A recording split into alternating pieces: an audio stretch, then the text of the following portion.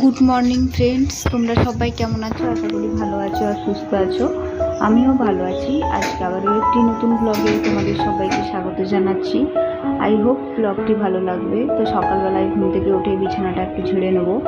আমার হাজব্যান্ড হচ্ছে বাজারে গেছে, আর আজকে হচ্ছে মহরম। তো মহরমের জন্য স্কুল ছুটি, তো আজকে সে বাড়িতেই থাকবে। তো তার জন্য সে যখন বাজারে গেছে, ভাবলাম এই সময় বিছানার চাদরটা একটু ঝেড়ে দিই, কারণ তারপরে সে বাজার থেকে এসে আবার বিছানায় উঠে বসবে, মানে আমি আর সুযোগ পাবো না। তো তার জন্য সকাল সকাল আর শুরু করলাম বিছানা চাদর ঝাড়া দিয়ে।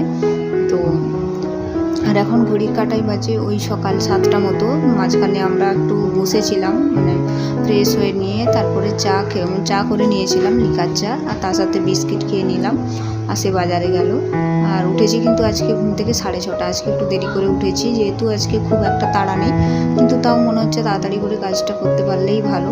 আর তারপরে এই যে কিছু জামা কাপড়, কালকে আমি এই জামা কাপড়গুলো পরে বেরিয়েছিলাম, তো ভাবলাম সেগুলোকে একটু ভাঁজ করে রেখে দিই, নয়তো পরে থাকলে সেখানে এভাবে পড়ে থাকবে আর ঘরটা অগোছালো হয়ে থাকবে। তো জিনিসগুলো ভাঁজ করে রেখে দিলে ঘরটা ভালো থাকবে। তো সে যেহেতু বাজারে গেছে, সে আসার আগে আমি ঘরটা গুছিয়ে নেবো, প্লাস ঘর ঝাড় দেওয়া সব কাজ কমপ্লিটও করে দেবো। আর আজকে রান্নায় থাকবে চিকেন। তো সে বললো বাজারে যাচ্ছি যখন একটু চিকেন নিয়ে আসবো। চিকেন থাকলে সেরকম কিছু রান্নার তাড়া থাকে না, ভাতটা চিকেন না যাই হোক একটু ভাজাভুজি করে দিলেই হয়ে যায়। তো ঘরের এই কাজগুলো একটু বেশি চাপ, শুধু ঘর ঝাড় দেওয়া, ঘর মোছা, এগুলোই। তো ভাবছি যে সে আসার আগে ঘরটা খুব ভালো করে ঝাড় দিয়ে নিই, আর ভিডিওটাও শুরু করি তোমাদের সামনে। প্রতিদিন আমি ডেইলি ব্লগ আমার দেখাই। তো তোমরা যারা ভিডিওটি দেখছো প্লিজ একটা লাইক করে দিও, আর যারা আমার ভিডিও দেখতে পছন্দ করো তাহলে প্রতিদিন আমার ভিডিও দেখার জন্য আমার চ্যানেলটা সাবস্ক্রাইব করে আমার সঙ্গে থেকো। আর যে বন্ধুরা আমার চ্যানেলটা সাবস্ক্রাইব করেছো তোমাদেরকে জানাই আমি অসংখ্য ধন্যবাদ। আর ওই যে দেখতে পাচ্ছ ঝাড় দিচ্ছি, ওইখানে কিছু চাল, আমি ব্যাগে করে চাল কিনে আনা হয়েছে। তো সেই চালটা আমি ছোট যে ড্রামটা তার মধ্যে ঢেলেছি।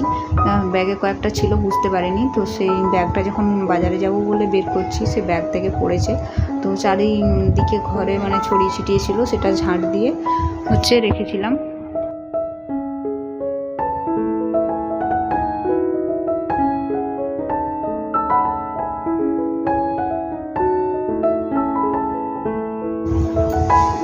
তো তারপরে নোংরাগুলো ফেলে দিচ্ছি। আর বাইরে আমার সেই ডাস্টবিন যেটা থাকে, যেখানে আমি নোংরাগুলো ফেলি, সেই ডাস্টবিনটা কিন্তু এখনও ধোয়া হয়নি।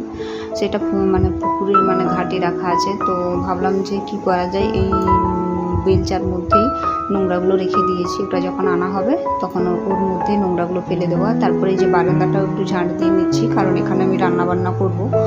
তো সকাল সকাল ঘুম থেকে উঠেই চা বিস্কুট খাওয়ার পর এই যে ব্রেকফাস্ট করে নেব। আর দুটো চপ নিয়ে এসছে, তো ভাবলাম চপ মুড়ি খাই। আর অন্যদিন লুচি নিয়ে আসে, লুচি আলুর দম বা লুচি ঘুগনি। আমার কিন্তু সকাল সকাল ওই তেলে ভাজা, বিশেষ করে লুচি আমার খুব একটা খেয়ে ভালো লাগে না, আমার গা গোলাই। তার জন্য আমি ভাবলাম যে মুড়ি খাবো, দিয়ে আমার জন্য চপ নিয়ে এসছে। আর তারপরে যে মশলাটা করে নিচ্ছি, মশলা বলতে রসুনটা ছাড়িয়ে নিচ্ছি, রসুন, পেঁয়াজ, আদা যেগুলো লাগে আর কি মাংসের জন্য। তো সেগুলো বসে বসে করে নিচ্ছি। আর মেঘটা বেশ কালো করে এসছে, জানি না বৃষ্টি হবে কিনা। আর কদিন ধরে বৃষ্টি হচ্ছে বলতে একটু জাস্ট বৃষ্টি পড়ছে আর বন্ধ হয়ে যাচ্ছে, আবার কিছুক্ষণ পর যে একটু ভারী বৃষ্টি সেটা হচ্ছে না, যার জন্য গরমটা বেশ থাকছে। তো কি করা যায়, বর্ষাকাল মনেই হচ্ছে না। জানি না, যারা চাষবাস করে তাদের জন্য তো খুবই কষ্টকর, জলের সমস্যা হয়ে যাবে। তো সব দিকটাই তো মানুষের, আমরা মনে হচ্ছে আমরা ঠিকই আছি, কিন্তু যারা ধরো চাষের উপর নির্ভর করে, আর তারা চাষ না হলে আমাদেরও তো সমস্যা। বলো, আমরা যে জিনিসপত্র কিনছি দিনে দিনে দাম বাড়ছে। আজকে তো প্রচুর দাম বাজারে জিনিসপত্রের। সবাই ভাবছে যে যাদের অবস্থা খুবই খারাপ, ধরো কি করে খাওয়া দাওয়া করবে, জিনিসের এরকম দিনের পর দিন এত দাম। তো কি করবো আর বলো, কিছু করার নেই। আমার তো কিছু করার নেই, তোমারও কিছু করার নেই, সবই সিচুয়েশান।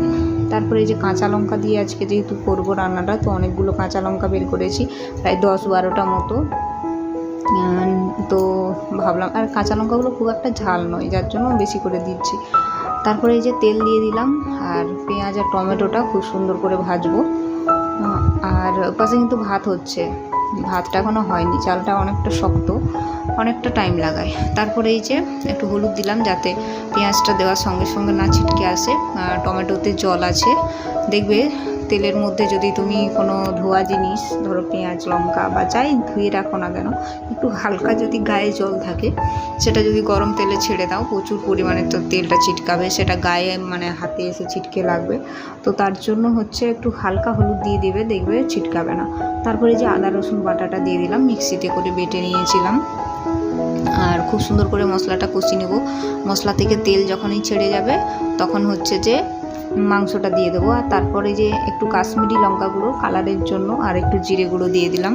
তো মশলাটা দেখো খুব সুন্দর করে কষিয়ে নিয়েছি। টমেটো পুরোপুরি সেদ্ধ হয়ে গেছে আর হালকা হালকা তেল ছেড়েছে। তো সেই সময় এই যে ম্যারিনেট করে রেখেছিলাম মানে তেল হলুদ লবণ দিয়ে, সেই মাংসটা দিয়ে দিলাম। এরপর হচ্ছে এটা খুব সুন্দর করে কষিয়ে নেব। আর তার সাথে একটা আলু কেটে দিয়েছি, 3 টুকরো করেছি, আর লঙ্কাগুলো দিয়ে দিলাম। কষানোর পর জল দিয়ে দিয়েছি, মাখা মাখা হলেই নামিয়ে দেবো। তো বন্ধুরা, কেমন লাগলো ব্লগটা অবশ্যই কমেন্টে জানিও। আজকে এখানে আমি বিদায় নিলাম।